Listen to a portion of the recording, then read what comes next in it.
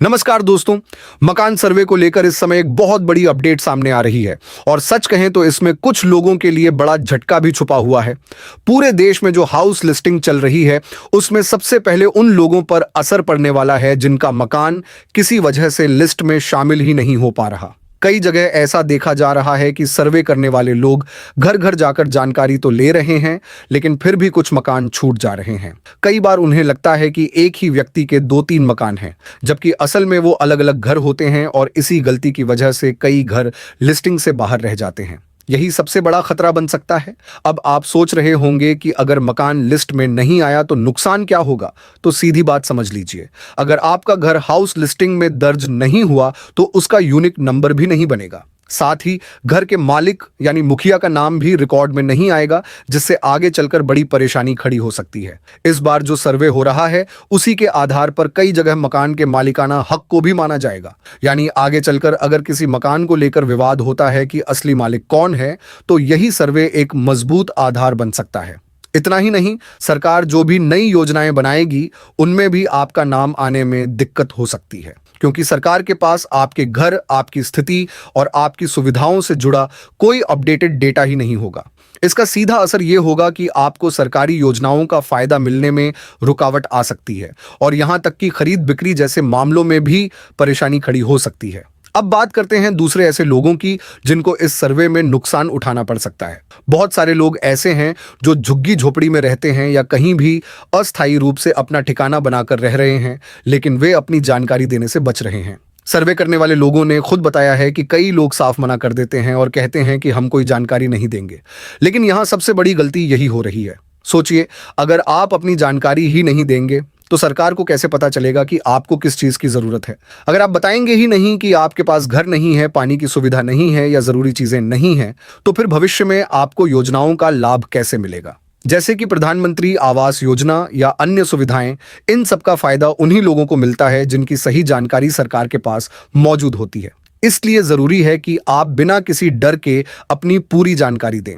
चाहे आपके पास पक्का घर ना हो, चाहे आप झोपड़ी में रहते हो या किसी और जगह पर अस्थायी रूप से रह रहे हो, आप अपनी स्थिति साफ साफ बताइए। अगर आपके घर में बुनियादी सुविधाएं नहीं हैं, तो वही जानकारी आपके लिए आगे चलकर फायदेमंद साबित हो सकती है, क्योंकि इसी के आधार पर सरकार नई योजनाएं तैयार करती है। अब एक और बड़ा डर लोगों के मन में है, खासकर उन लोगों के बीच जिन्होंने सरकारी जमीन पर घर बना लिया है। उन्हें लगता है कि अगर उन्होंने अपनी जानकारी दे दी तो कहीं सरकार उनका घर तोड़ न दे।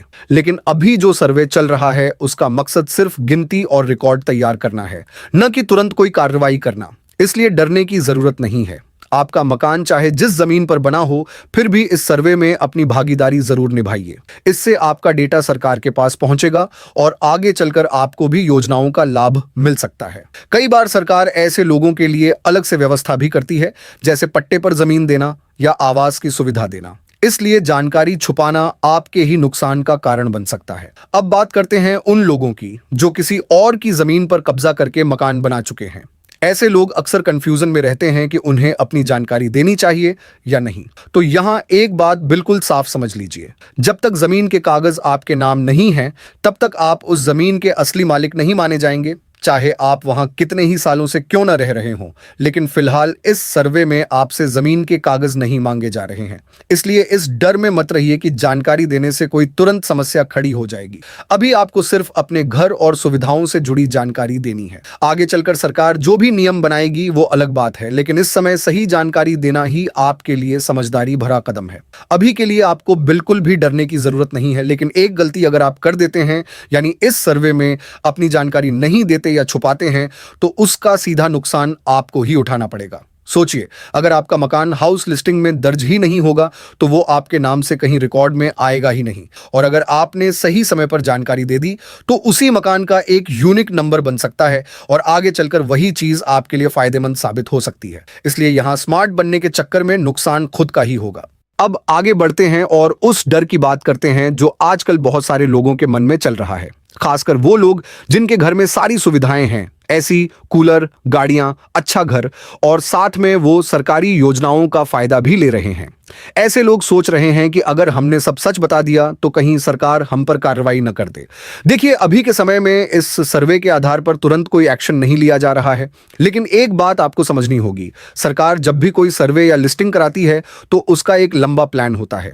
अगर आज आप जानकारी छुपा लेते हैं तो शायद अभी कुछ ना हो, लेकिन आने वाले समय में यही चीज आपके लिए परेशानी बन सकती है। और सच्चाई ये है कि आज के डिजिटल जमाने में कुछ भी छुपाना लगभग नामुमकिन है। आपकी जानकारी पहले से ही आधार, पैन, बैंक और अलग-अलग योजनाओं से जुड़ी हुई है। इसलिए बेहतर यही है कि आप सच्ची और पूरी जानकारी दें ताकि भविष्य में कोई दिक्कत ना आए। अब बात करते हैं उन लोगों की जो अपने घर पर रहते ही नहीं हैं, यानी उनका मकान गांव में है लेकिन वो खुद दिल्ली, मुंबई, गुजरात जैसे शहरों में काम कर रहे हैं और घर पर ताला लगा हुआ है। ऐसे लोगों के मन में सबसे बड़ा सवाल यही है कि उनका सर्वे कैसे होगा। तो इसका सीधा सा जवाब है, आप खुद भी अपनी जानकारी ऑनलाइन पोर्टल पर जाकर भर सकते हैं। अगर आप घर पर नहीं हैं तब भी आप अपने गांव के सर्वे करने वाले कर्मचारी से संपर्क करके अपनी डिटेल दर्ज करवा सकते हैं। ये बहुत जरूरी है क्योंकि अगर आपने अपनी जानकारी अपडेट नहीं कराई तो आपका मकान रिकॉर्ड में नहीं आएगा और आगे चलकर आपको कई सरकारी योजनाओं से वंचित रहना पड़ सकता है। अब एक बात बिल्कुल साफ समझ लीजिए, डरने की जरूरत नहीं है, लेकिन लापरवाही करना बहुत बड़ी गलती हो सकती है। अभी समय है और यही सही मौका है कि आप अपनी पूरी और सही जानकारी सरकार के साथ शेयर करें।